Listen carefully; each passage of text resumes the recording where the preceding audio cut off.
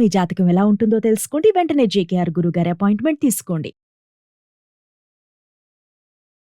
Hello అండి, నమస్తే. నేను మీ హరిత అక్కల, emotional wellness coach and motivational speaker. Welcome back to Suman TV. హరిత ఎప్పుడు ఏదో కొత్త కాన్సెప్ట్స్ తీసుకొని వస్తుంది కదా. ఈ రోజు కూడా ఒక కొత్త కాన్సెప్ట్తోనే వచ్చాను. దాన్ని ఏమంటామంటే ప్లూరలిస్టిక్ ఇగ్నోరెన్స్ అంటాం.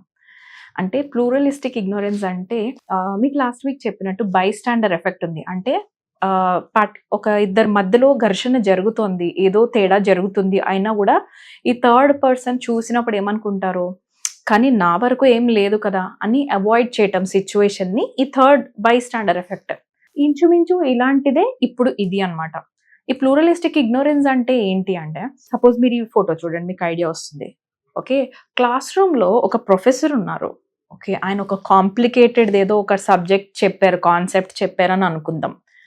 మిగతా స్టూడెంట్స్లో 90% ఎవరికి అర్థం కాకపోవచ్చు. బట్ స్టిల్ వాళ్ళు ఏమనుకుంటారు అంటే, మేబీ నా ఒక్కడికే అర్థం కాలేదు, లేదా నా ఒక్కదానికే అర్థం కాలేదు. సో నేను ఎక్కడైనా రేస్ చేస్తే ఎవరైనా నన్ను నవ్వుతారేమో, లేదా జడ్జ్ చేస్తారేమో అన్న ఫీలింగ్ వల్ల నా ఒక్కదానికే ఇలా అనిపించినట్టుంది అనుకొని నోరిప్పి ఏం చెప్పకపోవటం. అలా అందరూ అదే ఫేస్ చేయటం. సో ఎవరు నోరిప్పకపోవటం, రైట్? చాలా మందికి అదే ఫీలింగ్లో ఉంటుంది, 90% ఆల్మోస్ట్. బట్ ఎవరు నోరిప్పకపోవటం, బికాస్ ఎవరికి వాళ్ళు అదే అనుకుంటున్నారు. ఏంటంటే నేనే తేడాగా ఉన్నట్టున్నాను, నా ఒక్కడికి అర్థం కాలేదు అనుకుంటాను. Yeah, this is pluralistic ignorance, right? నాకు మాత్రమే అలా ఉంది అని అందరూ అనుకోవటం. ఇలా రిలేషన్షిప్స్లో మనలో ఎంతమంది అబ్యూస్ చేస్తున్నారు. మిమ్మల్ని పొద్దున్న లెగిస్తే కొంతమంది బూతులు తిడతారు, కొంతమంది నీదే బ్లేమ్ అనేసి ఎవరైనా కాలింగ్ బెల్ కొట్టి డోర్ తిరగకపోయినా కూడా మిమ్మల్ని వచ్చి కొట్టి మరీ కాలింగ్ బెల్ ఓపెన్ చేస్తున్నారు, సపోజ్ డోర్ ఓపెన్ చేస్తున్నారు. Then this is an abusive relationship. మీరు చెయ్యని తప్పుని కూడా మీ మీదకి వేసేసి మిమ్మల్ని అంటున్నప్పుడు మీరు పడుతున్నారు. కానీ మీరు పడుతున్నప్పుడు ఏమనుకుంటున్నారు, మీ కండిషనింగ్ ఏమైంది, అది ఇంపార్టెంట్. ఇలా ఎవరికి వాళ్ళు, పక్కింట్లో వాళ్ళు, ఎదురింటి వాళ్ళు, ఆ ఇంట్లో వాళ్ళు, ఈ ఇంట్లో వాళ్ళు ఎవరు పడటం లేదు. నేను ఒక్కదాన్నే ఇలా పడుతున్నాను ఏంటి, అందరూ అలానే అనుకుంటున్నారా, లేకపోతే నేను ఒక్కదాన్నే ఇలా ఉన్నట్టున్నారు, ఇప్పుడు నేను మాట్లాడడం వల్ల ఏమైనా బ్యాడ్గా ఉంటుందో ఏమో, ఎవరు చెప్పుకోను, ఇలాంటి ఇంట్లో విషయాలు బయటికి వెళ్ళకూడదు అంటారు, కాబట్టి నేను ఎక్కడ చెప్పుకోకూడదు. అయ్యో, మీ అబ్యూజివ్ రిలేషన్షిప్లో మీరు విక్టిమ్ అవ్వటానికి నంబర్ 1 రీజన్ ఇదే. నేనే అలా ఫీల్ అవుతున్నట్టున్నాను.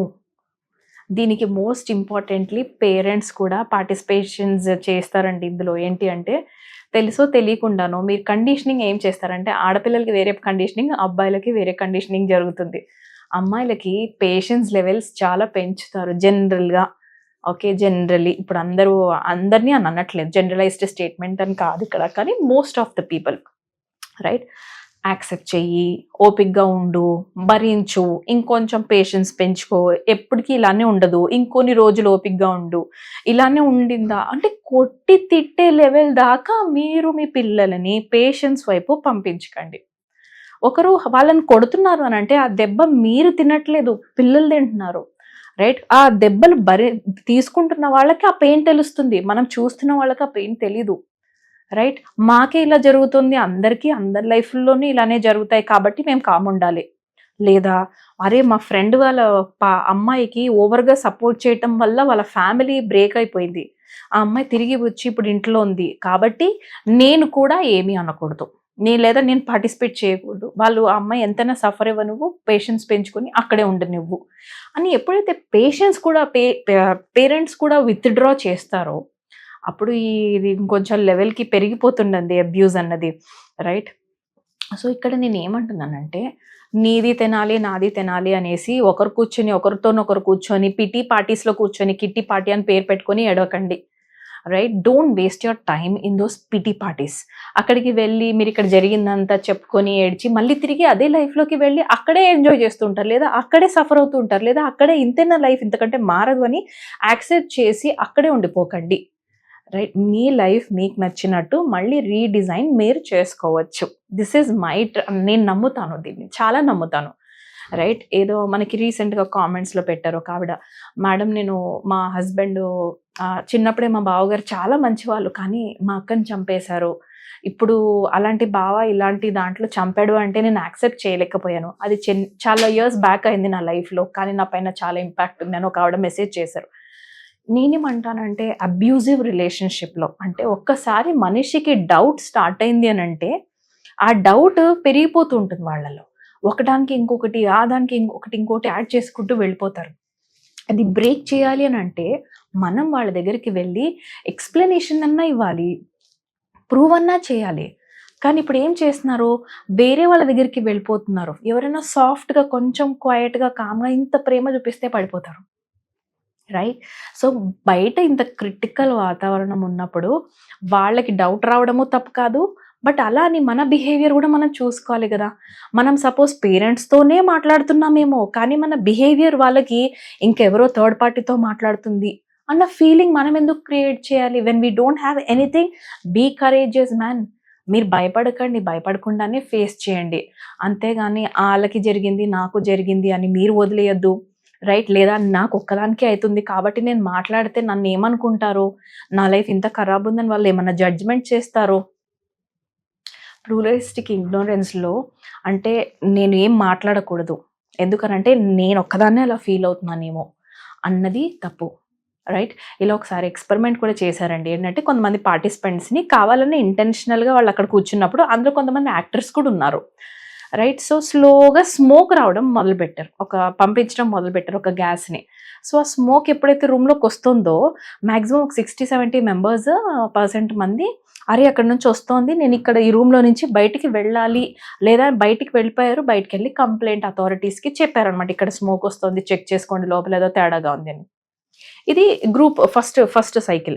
సెకండ్ సైకిల్ ఆఫ్ ఎక్స్‌పెరిమెంట్‌కి ఏం చేశారు అనంటే, వీళ్ళు ఎవరైతే లోపల కొంతమందిని పెట్టారో యాక్టర్స్‌ని, వాళ్ళు ఏం చెప్పారు, ఈ పీపుల్‌కి థాట్ వస్తుంది కదా! అమ్మో! స్మోక్ వస్తుంది. నేను బయటికి పారిపోవాలి ఇందులోంచి అని అనిపించినప్పుడు, ఈ చుట్టుపక్కల యాక్టర్స్ ఒక డైలాగ్స్ చెప్పేలాగా వాళ్ళకి చెప్పారు. ఏమని?